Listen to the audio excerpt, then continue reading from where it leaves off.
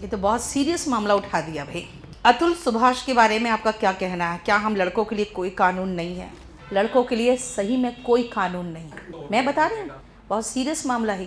शोषित वर्गों के लिए जो कानून बनाना, वो शोषित वर्ग ने उस कानून का इस्तेमाल अपने पक्ष में और दूसरों को शोषित करने के लिए इस्तेमाल करना शुरू कर दिया है। और ये एक ऐसा केस है जो आई ओपनर है for the law also and for the people also. अकेला अतुल सुभाष नहीं है, ऐसे कई अतुल सुभाष हैं हमारे समाज में। यही जो महिला कानून है ना, उससे दंडित हो रहे हैं और अपने वाइफ के हाथों, और वो कुछ कर नहीं पा रहे हैं क्योंकि उनके पक्ष में कोई कानून नहीं। एक छोटा सा उन लोगों के लिए एक राहत है जो सुप्रीम कोर्ट ने एक ऑर्डर पास किया था सेक्शन 41 के अंतर्गत। पहले तो उनसे बयान लेने के लिए जिनके खिलाफ जो केस हुआ है कि जितने भी 7 साल से नीचे की सज़ा वाले केसेस है उसमें सीधा अरेस्ट ना हो, वरना पहले तो माँ बाप, भाई बहन, बूढ़ी दादी, जो बेड पे पड़ा हुआ दादा है, ठीक है, जो दूर कहीं और कोचिंग करता हुआ भाई है, सबके खिलाफ केस कर देते थे और सबको अंदर कर दिया जाता था। बाद में तो एक राहत कम से कम हुआ कि इनको तुरंत इमीडिएटली अरेस्ट नहीं किया जाता है। हाँ, जो 7 साल से नीचे के केसेस होते हैं जिसमें सज़ा 7 साल से कम हो उसमें। लेकिन यहाँ इंडिया में मैंने पहले भी कहा है, the process is the pen, यानी कि जो प्रोसेस है ना वही बहुत गंदा है। अब आप सोचोगे नहीं क्या प्रॉब्लम है, वो तो निर्दोष था तो बरी तो हो ही जाता। बेटा बरी कब होगा भगवान जाने।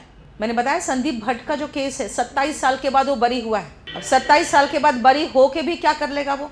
तो और दूसरी बात है mental pressure, loss of mental peace, सब लोग नहीं झेल पाते, वो झेल नहीं पाया। ये देखो, ये मर के है ना, इन्होंने एक रिवॉल्यूशन पैदा किया है और मुझे लगता है ये रिवॉल्यूशन को आगे बढ़ाया जाना चाहिए ताकि कहीं ना कहीं किसी तरह का हमारा एक निष्कर्ष निकले और कोई ना कोई ऐसा कानून पारित हो कि भाई आप लेफ्ट, राइट एंड सेंटर ऐसे धड़ाधड़ केसेस नहीं लगा सकते हो। ठीक है, एक के बाद एक केस, एक के बाद एक कई केसेस लगा दिए गए थे इस पर।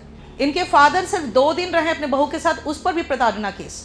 और जानते हो सबसे गंदी बात क्या है ना, जो क्रिमिनल केसेस होते हैं, आप तो झेले नहीं हो, मैं तो झेल चुकी हूँ और आज भी झेलती हूँ, कि केस 2016 का है, 2024 में भी मतलब अननेसेसरी केस लगाया गया था मेरे ऊपर, खाली मुझे हरास करने के लिए।